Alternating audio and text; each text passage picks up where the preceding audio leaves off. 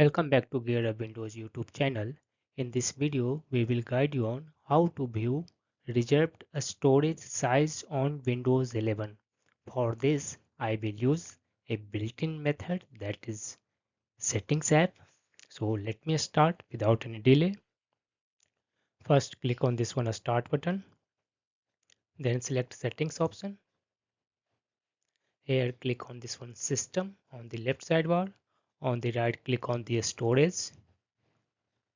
Then click on this one Show More Categories option, this one link. Then click on this one System and Reserved.